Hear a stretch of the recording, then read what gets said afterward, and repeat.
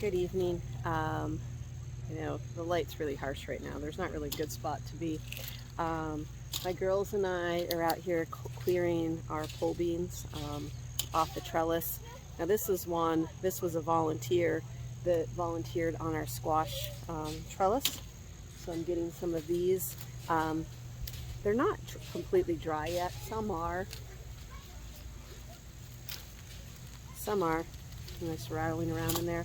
Some aren't.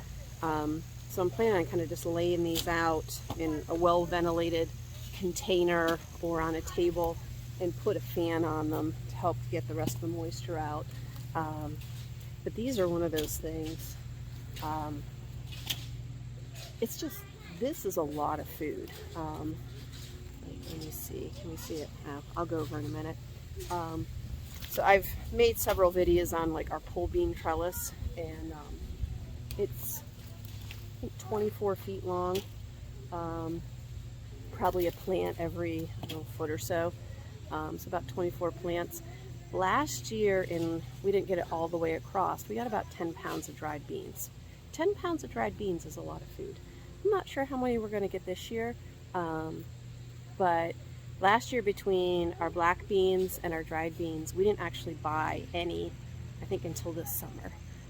So we went almost a full year without purchasing any beans. So I'm going to pick, this is one plant. If you can see all of these beans that are behind me. So this is one plant that grew here. I have one plant that grew on the fence along the chicken run. I'm going to pick those.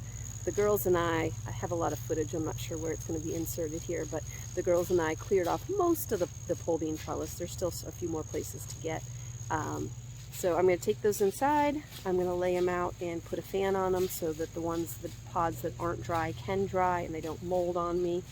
And eventually, at some point during the fall and winter, we'll shell those into mason jars, and then we're going to have a lot of beans to get us through the winter.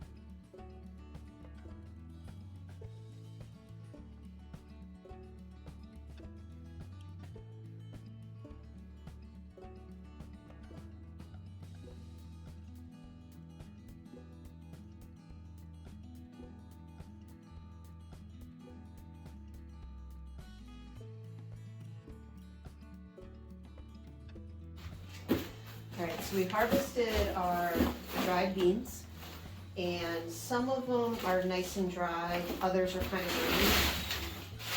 So we're going to spread them out on this kind of makeshift drying table. And I've got a fan back there that I'm going to kind of set up so it oscillates and blows some air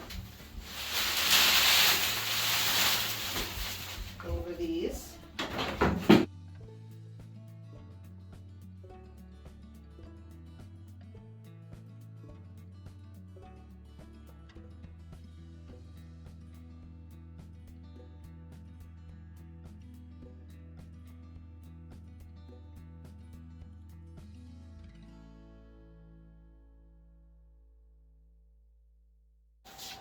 All right, so we got those sweet potatoes. We got the beans laid out and the fan on them. Not a perfect situation, probably better to have multiple tiers, but that's what we have. But here is what the beans look like. Okay. There's what the beans look like. Whoops. Those were the ones that kind of fell out. The pods must have kind of split open, some of the drier ones. So I'm going to lay these out to dry, and these will be seed beans for next year.